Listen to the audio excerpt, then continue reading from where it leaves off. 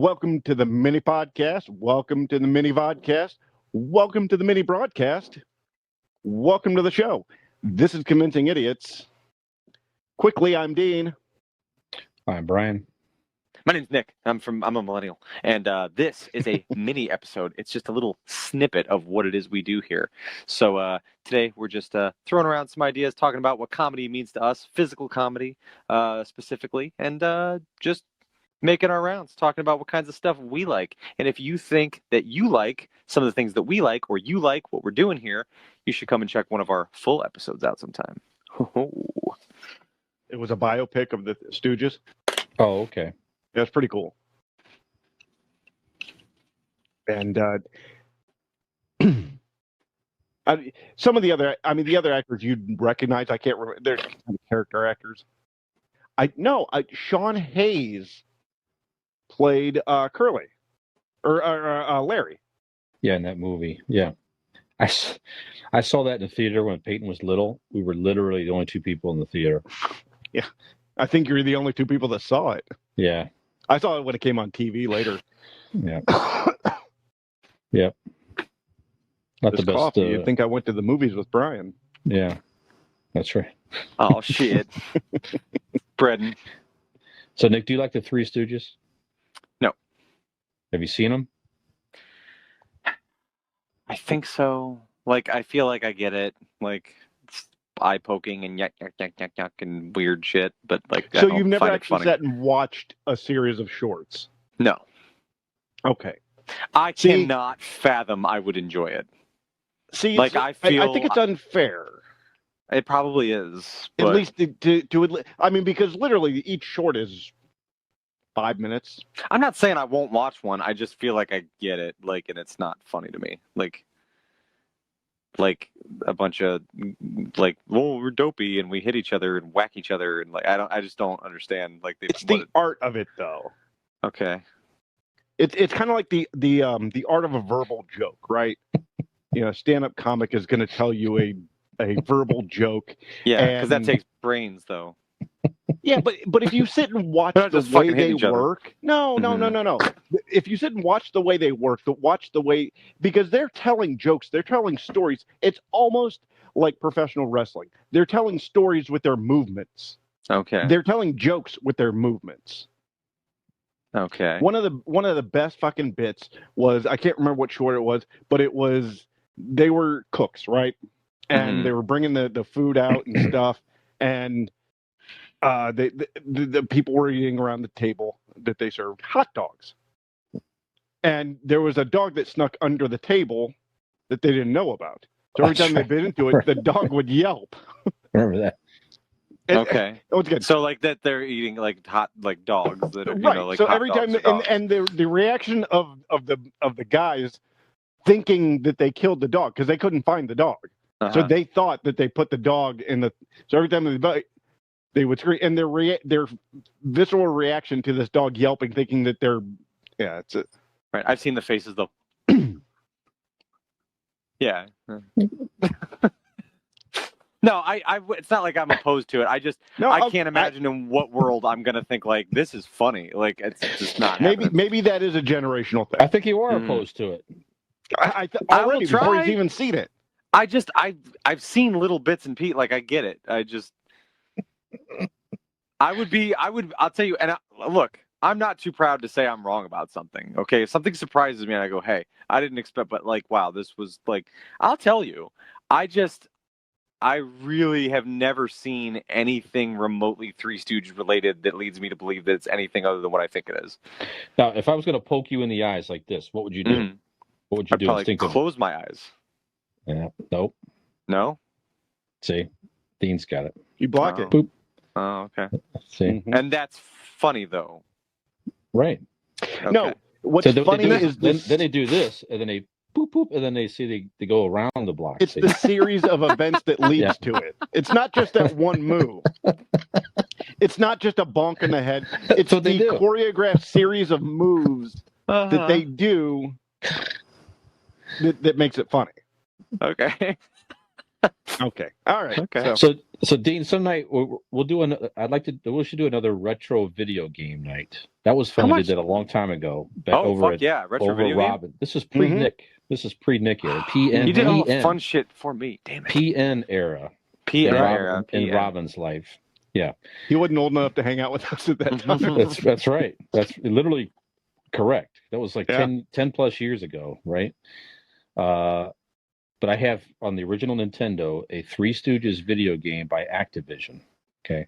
And you play as the Three Stooges and you go through and there's different events that you do to try to earn money to save a house or something like that. You're all trying to do good for these. You're trying to save a house for people, basically. So you're trying to earn money by doing these different tasks. But the different games that you play is actually quite fun. You got this trivia.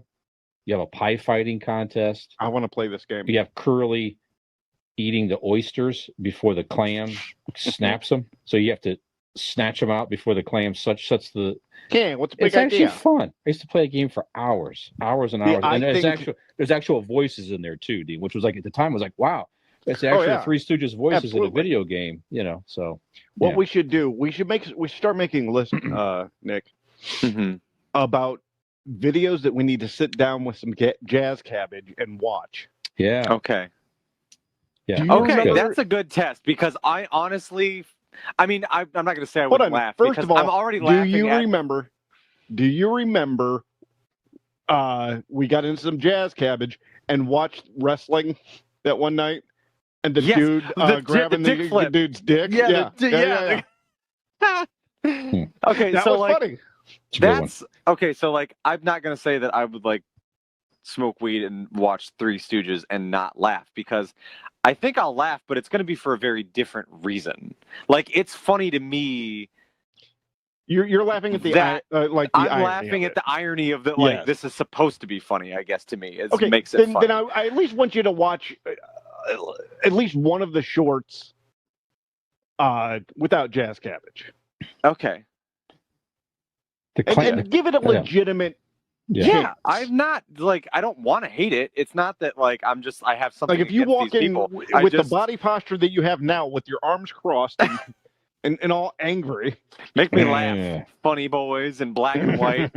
Everybody thinks so hilarious. That's good. Yeah, we should. Yeah, we should. I'm too debate cool on that for all you guys. Yeah, that's a good episode there to do that. You and I could pick one out, Dean, and have him. Well, we could debate. You and I. How much shit are you guys actually going to make me watch? There's plenty. No, I mean, Airplane and now Three Stooges. Come on. Yeah. It was only one other fucking thing. I know, but God. So I thought I heard. I've got to watch my neighbor cut down trees and watch his sweaty body. Come on, guys. I am busy for this shit. I got shit to do. All right. Yeah, could have watched something. So references came up the other day, and I made me think about it. So, Nick, have you ever watched the Pink Panther movies? I think I saw the Steve Martin one. That's way later. So No, it's incorrect. So Pink Panther movies are also different than the cartoon, right? Correct. Okay, so no. Yes. No. So okay, the Peter Sellers. You know who Peter Sellers is? No. Okay. All right. These are that's fair because these are this is black and white shit you guys are talking about. It's not black and white shit. No. So Peter Sellers is an actor. He's in a few things, but he played this. Now the Pink Panther cartoons had a series, The Inspector. So it was kind of based on these movies, I believe, were based on that cartoon because it was a bumbling inspector. Correct. And the commissioner was all always so frustrated. And the only difference is he's not in the movie. He's not chasing after a literal Pink Panther. The Pink Panther is a pink diamond. Right. Okay. Right. But it is a bumbling inspector. Okay. Chasing after. So he thinks he's a genius, but he's stupid. And the idea and the premise of the movie is he's so bumbling and dumb. He always manages to get lucky enough to outwit people by sheer luck that are trying to kill him and everything else. So the underworld, so the reputation is, I've heard of this guy. I don't know if he's actually dumb or if he's really a genius and he plays to be dumb. All I know is he solves cases and gets out of all these weird situations. But this guy he's such a great comedic actor. Facial expressions, everything. The majority of human beings on this earth that enjoy comedy, they would probably, if he's not on their Mount Rushmore, he's close. From a physical comedian, correct? Like comedic movie guy. You say the majority. We're not talking about stand-ups. Definitely my age. Dean's age, but definitely my age and up, Nick.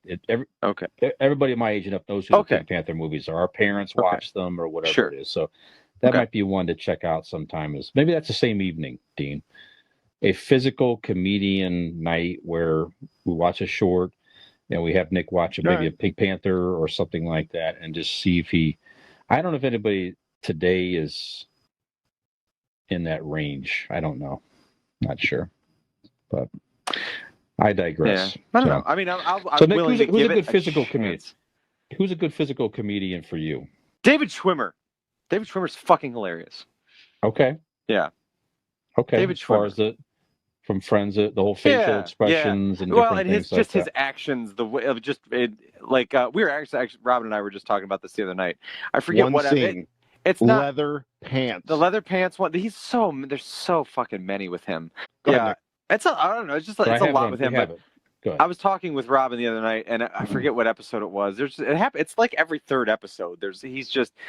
Because I think Lane asked me, he goes, "Who's your favorite and least favorite friend?" But I said, "Well, hands down, my favorite is Ross." I said it. Correct. It always was Chandler when I was younger because he had the quippy lines. I said, but as you get older and you see it through adult eyes, I'm like, he's that friend that you're like, God damn, does everything have to be like? If you knew him in person, you'd be like, okay, chill, like Jesus. But like. It's the Curly versus Shimp. Ross is regular but funny, and I don't know. He hits you in a different way. I think there I relate to him more. There was a season though that he when he was crazy, that was a little too much. Yeah, right. There was a season that was like, okay, when he you kind of took him into that weird. Yeah, right. Yeah. So, but like David. That's how I even told Robin. I was like, David Schwimmer is like. When I think of like physical comedy, it's his movements. It's just the way everything he does is just very. I don't know what it is. Just the way it hits you. I guess. Chris Farley. Yeah. Chris Farley. He's up there. I mean, I don't care what age you are. He's going to be on that Mount Rushmore of like physical comedy. Yeah. Will Ferrell had a lot of good ones, like on SNL and stuff like that. He was very. But would he be considered like physical comedy? I mean, what is that to broadcast? me? Like his mannerisms, his like, I don't know. I think of when he was the Spartan cheerleader, or when he was that Catholic school, or they would do they would try to like get the kids jazzed up with like taking rap songs and like singing, like I don't know. Yeah. Actually, and I don't know. I feel like maybe I've talked about him before, and I think Dean's not a fan. What are you doing awake? I'm doing this show with you. Sorry. No, for me, go to bed, please. On SNL, and it's probably my favorite cast member ever is like when I was a young kid and stuff like that is Chris Katan. Chris Katan was just very like it didn't matter if he was being the monkey. What was the name of the monkey? Mr. Peepers. Oh, yeah. Peepers. That's right. And he just spit out or just Mango, how he like flamboyant. He would just like I don't know. And there was one sketch. It's on his greatest hits like DVD that I have where he was and John Goodman is in the scene, and he's a lawyer.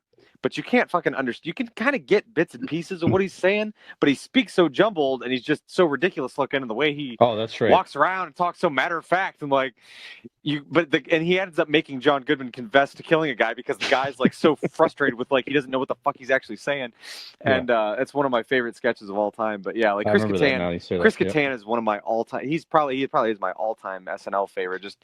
Very nostalgic as a kid growing up watching him. I was just we've done an always SNL my favorite. Episode, right? No, we've talked about it, but we never have. No, because like I want to go on a tangent of two.